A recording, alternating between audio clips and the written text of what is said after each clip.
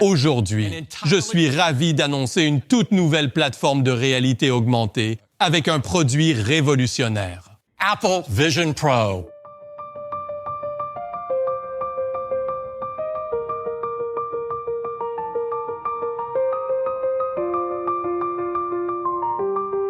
Dévoilé en juin 2023, le Vision Pro d'Apple appartient à cette petite catégorie de produits high-tech qui resteront, quoi qu'il arrive, dans l'histoire.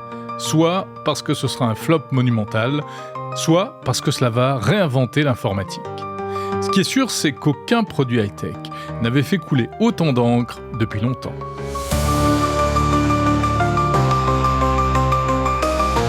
Alors faut-il croire à l'échec ou au succès à venir du Vision Pro ?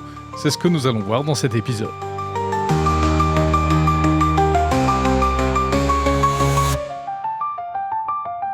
Si vous passez par ici pour la première fois, je suis Jérôme Colombin, journaliste spécialiste des technologies. Dans le podcast Monde Numérique, cet été, on fait le point sur des sujets d'actu brûlants et on en profite pour réécouter quelques-unes des meilleures interviews de ces derniers mois.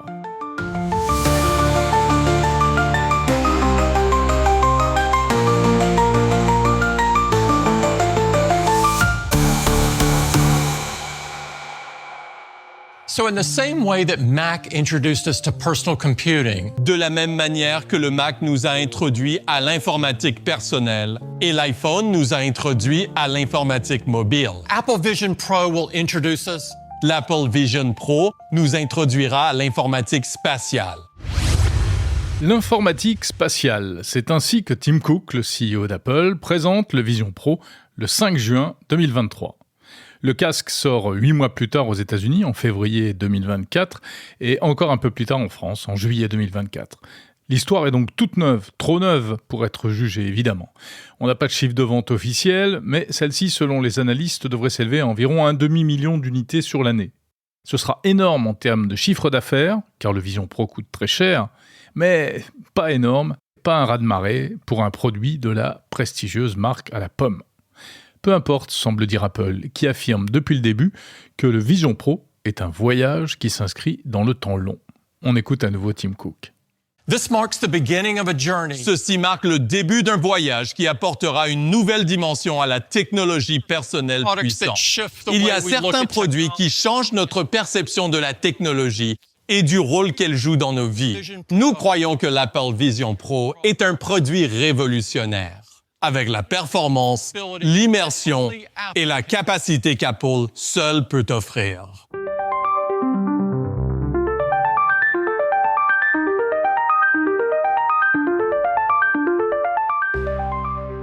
On est habitué au superlatif de la part d'Apple. Mais cette fois, on est bien obligé de tendre l'oreille. Révolution ou pas révolution ? Avant de trancher, il faut savoir de quoi on parle. En février 2024, le youtubeur Jean-Baptiste Nicolet, alias The E-Collection, qui s'est procuré l'un des tout premiers exemplaires aux États-Unis, fait part de ses premières impressions dans Monde Numérique. En fait, c'est hyper intuitif. Et qu'est-ce qu'il y a de plus intuitif que les yeux et les doigts pour contrôler quelque chose ? On regarde avec ses yeux pour sélectionner et on valide avec son doigt. On prend la fenêtre, on la rapproche, on l'éloigne.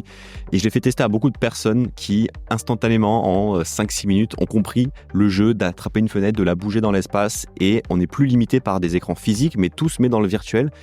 Et ça ouvre des possibilités de se dire qu'on n'a plus besoin d'avoir un ordinateur fixe ou un écran externe chez soi. En plus, à son bureau, une télé sur son mur, une télé pourquoi pas dans sa chambre, son téléphone. On a ça devant nos yeux et en fait, on est illimité sur les écrans à mettre partout. Ouais. C'est vraiment le concept de l'ordinateur spatial, enfin de l'informatique spatiale. C'est comme ça qu'Apple présente les choses. Qu'est-ce que tu as fait comme utilisation ? Tu l'as utilisé dans toutes les circonstances ? Toutes les circonstances, à la fois pour travailler, parce que j'ai travaillé dessus via mon Mac que j'ai déporté. Donc quand on ouvre son Mac, on a directement un petit bouton qui arrive pour le connecter et on va avoir toute l'interface de son Mac qui arrive dans Vision Pro avec une énorme fenêtre. Et donc on passe d'un MacBook Pro par exemple de 13 pouces à un écran de 110 pouces et on le contrôle avec le clavier et sa souris. Donc ça c'est vachement pratique parce qu'il n'y a aucun délai, il n'y a aucune latence, le son c'est instantané. Ce qui est cool aussi, c'est tout. Pardon, ça c'est peut-être l'application la plus prometteuse, non ? Le côté espace de travail et ordinateur multi-écran, même si on peut pas, c'est pas encore totalement abouti, si j'ai bien compris, en termes de multi-fenêtrage. Ouais, c'est pas abouti. Alors, ça marche très bien, mais on pourrait avoir beaucoup plus parce qu'en fait, on va avoir uniquement un seul bureau qui va être projeté. C'est comme si on faisait de l'AirPlay, par exemple, où en fait, on projette son écran d'ordinateur sur un écran externe, une télé, par exemple. Là, on le projette dans Vision Pro. Donc, à terme, on pourrait se dire qu'on ait 2, 3, 4 bureaux différents, qu'on puisse utiliser plusieurs applications à la fois. Là, c'est une application par une. C'est vraiment le bureau de son ordinateur qui se déporte dans Vision Pro dans un format juste géant. Ça, c'est juste trop bien. Ça marche extrêmement bien et c'est peut-être la principale utilisation qu'on va faire avec ce produit. Ça nécessite un Mac, bien entendu, assez récent, qui tourne sous macOS Sonoma, donc qui est la dernière génération. Mais quand ça marche vraiment bien. Et en même temps, ça s'appelle un ordinateur spatial.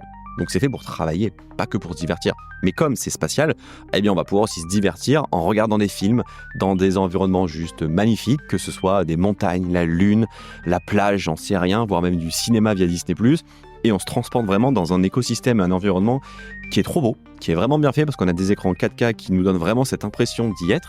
On n'est pas coupé du monde parce qu'on voit quand même nos mains. Si des gens arrivent dans la scène alors qu'on est dans un environnement virtuel, on va les voir arriver. C'est ça qui est complètement nouveau et différent, par exemple, de l'Oculus, etc. Ou parce que le côté immersif, avoir l'impression d'être dans une salle de cinéma ou sur une autre planète, on l'avait déjà d'une certaine manière avec les autres casques de réalité virtuelle. Et je dis bien réalité virtuelle, mais là, on est sur une forme de réalité mixte, en fait. C'est ça, c'est un peu ce que Apple ne dit pas parce qu'ils ne veulent pas qu'on utilise XR, AR, VR comme terme et comme terminologie pour ce produit. Eux, c'est ordinateur spatial, mais c'est clairement de la réalité mixte qui permet de mixer la réalité augmentée, la réalité virtuelle dans un produit qui permet via ces caméras de filmer tout ce qu'on voit, de le retranscrire devant nos yeux via des écrans et en fait de mettre en surimpression des fenêtres et de pouvoir interagir avec via des applications, via des films, via Internet, tout ce qu'on veut en fait comme on a l'habitude de faire sur son iPhone ou son iPad.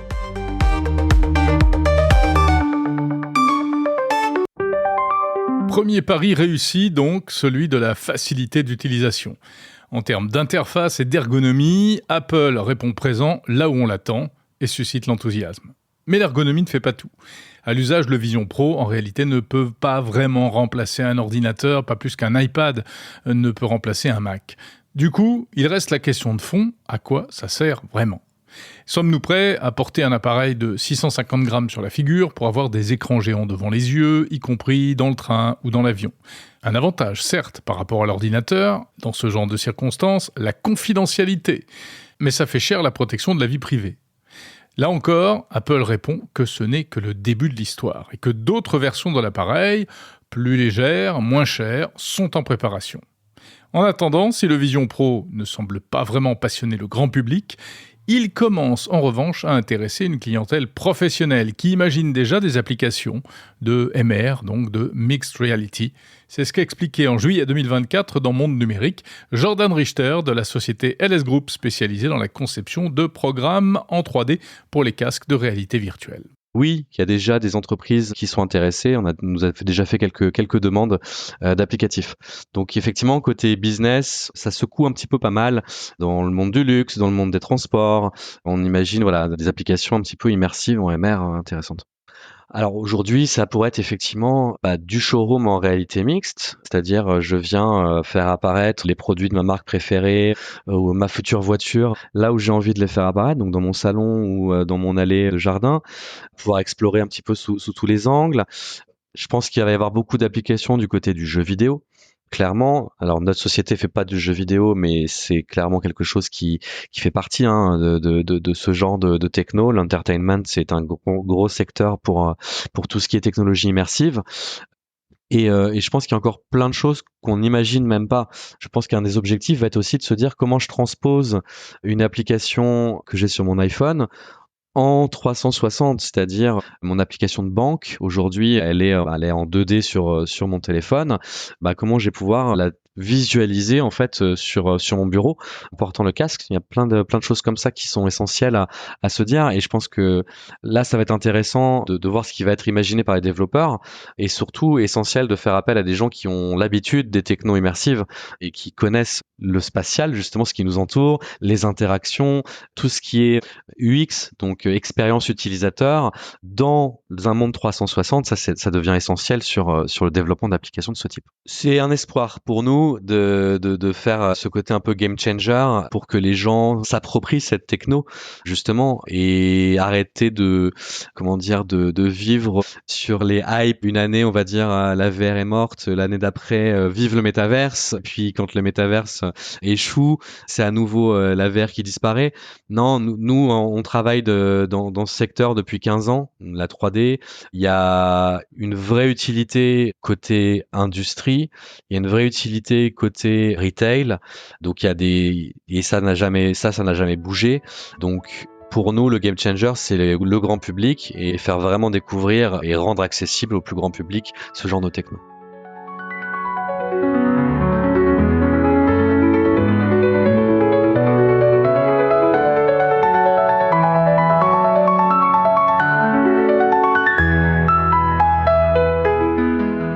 Qu'on l'appelle informatique spatiale comme chez Apple, ou métavers chez son concurrent Meta, qui vante les qualités de son casque Quest Pro, présenté comme aussi performant mais moins cher. En tout cas, une chose est sûre, la bataille du numérique immersif, pour résumer les choses, a bel et bien commencé. Est-ce le futur de l'informatique, ou bien n'est-ce qu'une nouvelle chimère technologique ? Prenons un peu de recul. Pour le prospectiviste Michel Lévy-Provençal, ce type de produit va dans le sens de l'histoire des technologies. Il le disait dans Monde Numérique en février 2024. Anthropologiquement, je reviens sur les raisons anthropologiques, on a toujours vu la technologie se rapprocher de nos corps. Prenons un exemple. Il y a une centaine d'années, quand on voyait par exemple les premiers films au cinéma, dans les années 20, 1920, les écrans étaient à plusieurs dizaines de mètres de nous et il y avait une centaine, 200 personnes dans une salle. Ensuite est arrivée la télévision, on était 5, l'écran est arrivé à quelques mètres de nous. Ensuite, l'ordinateur personnel est arrivé, on était 1 ou 2 personnes derrière cet écran. Puis le mobile est arrivé, il est arrivé à quelques centimètres, on a commencé à le toucher. Et puis, enfin, aujourd'hui, arrivent les casques de réalité virtuelle hyper personnalisés qui créent notre propre monde et qui sont à quelques centimètres de notre œil. Ça aussi, c'est un élément, un facteur clé qui est une évolution presque anthropologique, je dirais, de l'usage des technologies qui ont tendance à se coller au corps, à venir de l'extérieur vers notre corps. Donc, que ce soit un masque aujourd'hui ou un casque, ou demain une paire de lunettes, ou après-demain une paire de lentilles, ce mouvement, on va le vivre. Donc, c'est aussi une des raisons pour lesquelles on croit énormément dans cette capacité à créer de nouveaux usages avec ce type de device. Et puis, il y a d'autres aspects aussi. On vit dans une époque d'hyper-personnalisation.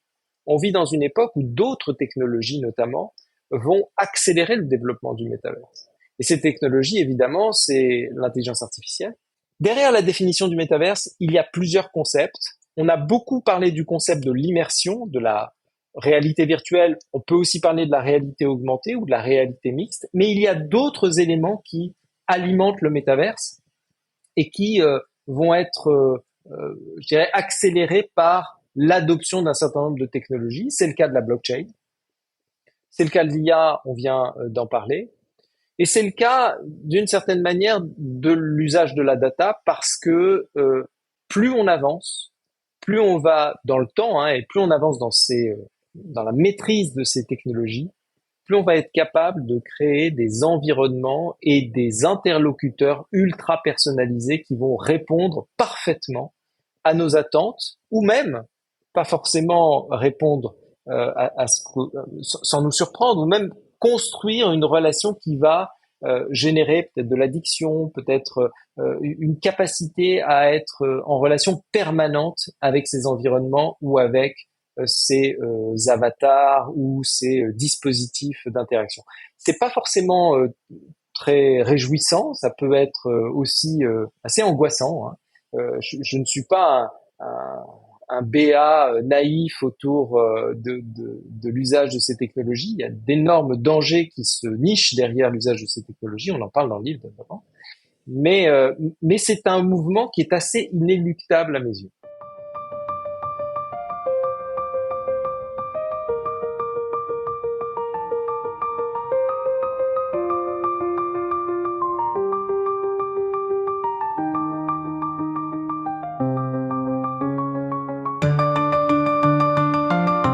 L'histoire n'en est donc qu'à ses débuts et il paraît trop tôt pour juger du succès ou de l'échec du Vision Pro.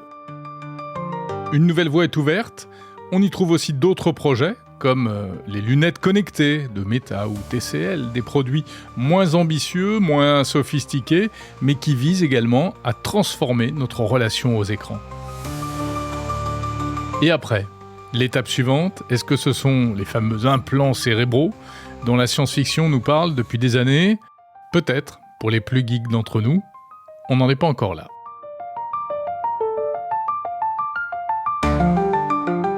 Si cet épisode vous a plu, merci de laisser 5 étoiles et un commentaire sur votre plateforme d'écoute. N'oubliez pas de faire connaître ce podcast à vos amis. Très bon été à l'écoute de Monde Numérique.